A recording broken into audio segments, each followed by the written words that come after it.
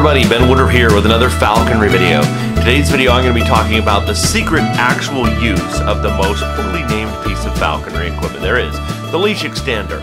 Sounds boring, it's not, and it's much more vital, and I just realized today, I never hear people talking about this. I need to make a video on what the real use of this is, because I never hear it on falconry forums, I never hear people talking about it in books, what it's really for. So, very important piece of equipment. Now, before we get started though, if you haven't already, if you could please hit subscribe, it really does help me to keep this this channel up and going. It's hard, I've been trying to get a video out every single week, and so far this year, I've done good with that other than the week I was hospitalized. So, trying to keep that trend up, and your subscription really does help with that. Now, the leash extender. I've been practicing a falconer since the 1900s. And as a practicing falconer, I came into kind of a different time where we didn't have the internet, and we didn't have YouTube, and making our equipment, we relied heavily on our sponsors and what equipment is available. It was kind of at the dawn at some of the falconry equipment suppliers. I kind of started to come into that, but I grew up as a gritty, poor falconer making my own equipment. I still make a lot of my own equipment, and I think it's very important for a falconer to know how to make their equipment. But our leashes, for example, I basically exclusively use braided leashes these days.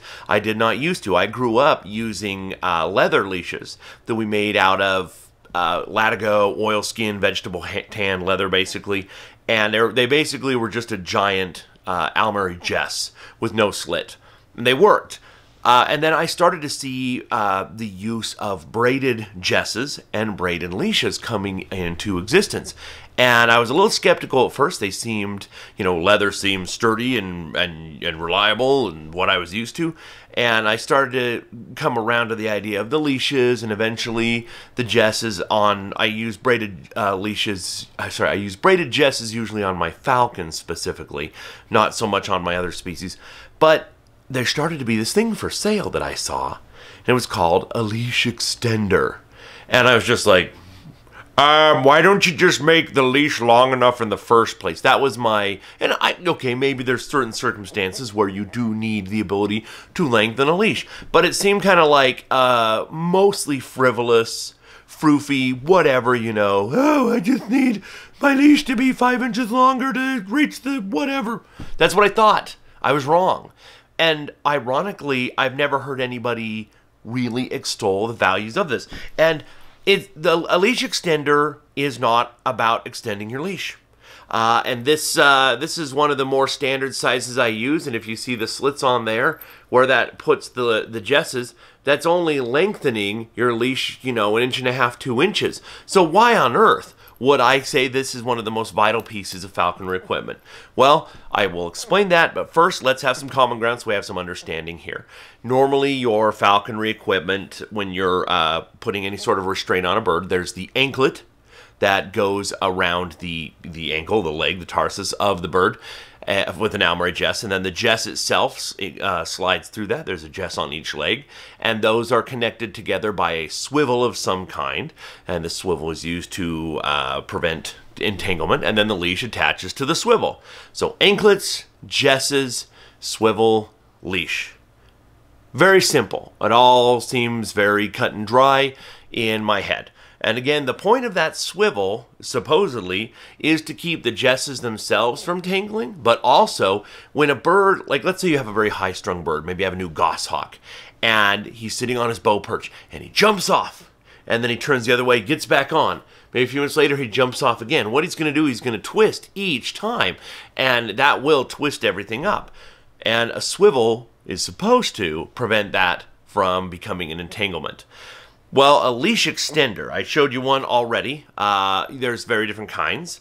The kind you will often see is nowadays you can purchase is a braided leash extender, which is just basically a very short leash with a hole at 2 ends. You can have the version I was showing earlier, where it's made out of leather and it has a punched hole, 2-hole piece down by the swivel, and it's attached to a swivel. And truly, you could just use a piece of rope or parachute cord done in a bind properly. It's tied on one end around a swivel, and that can still work, though I don't prefer that for reasons that I might specify later. But what is it for? Why do we care? how on earth does this matter? Well, how it connects to this whole system is you still have your anklets and your jesses, but instead of the jesses connecting to a swivel, they connect to a leash extender, which drops down however long you want, and then that swivel is at the bottom of the leash extender, and the leash attaches to that. Let me show you the best I can how this works and why it is important. I don't like showing incorrect use of equipment or incorrect handling of birds if I can get away with it.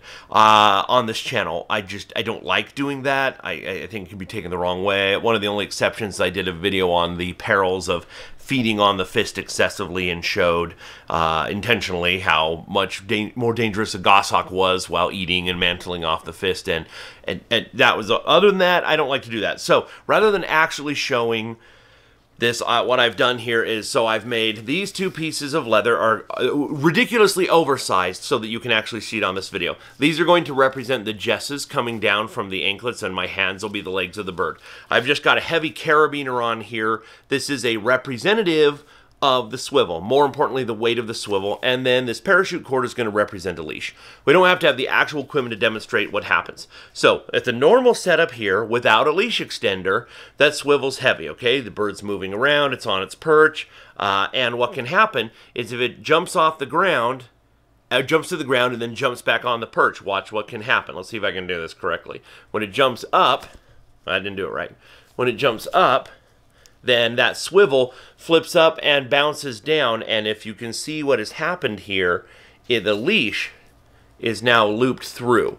And what can happen, now the swivel is no longer functioning the way it's supposed to, and now every time the bird jumps, that is going to twist. Every time it baits, it can even go through again, and it gets even worse and worse and worse. Your bird gets tangled up. It's very dangerous. So the whole point, the real value of the leash extender is that where you have the swiveling occurring is dropped down. So remember, if this is representative of our swivel, if instead you have the leash extender and then going down to here in this enlarged example, and you have the weight of the swivel down here, then when the bird jumps back up to the perch, that weight doesn't flip around like that, and you don't have this problem. Now, that is the quickest, easiest way I can try to explain what it does. I have witnessed countless other versions of what I just showed you where one jess doesn't properly turn in the anklet and causes the same situation to happen. So again, basically what a leash extender does is it allows a swivel to do what it is actually supposed to do, particularly on high-strung birds that are baiting a lot. It allows the swivel to prevent the leash and the jesses from getting tangled up in any way. I don't know what else should be, call it tethering system detangler prevention. I don't know.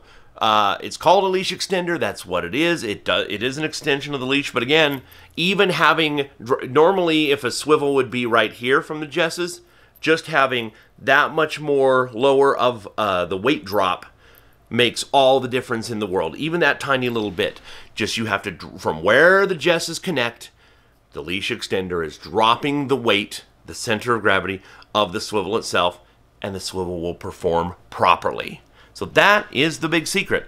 And I wish that we explained that more in the falconry community. I wish we told that to new falconers and apprentices. I wish that when we were selling leash extenders, whether they be braided or leather, that we would explain that and say, hey, the real value of this tool is it's so necessary. Not 100% necessary, but for most birds, you will. And if you have a problem with a bird that is always tangling up, promise you, just make or buy a leash extender, put it on, and you're going to see a radical difference in the fact that your bird's not getting tangled up all the time. So I hope you find this valuable. If you find this valuable and would like me to, let me know down in the comments, and I will do a video specifically on how to make 2 or 3 different types of leash extenders and actually demonstrate the making process. I don't know if there is much value or not in this community in demonstrating actual equipment manufacturing, but if there is, let me know in the comments and I will do a follow-up video in the coming weeks to show how to make this piece of equipment.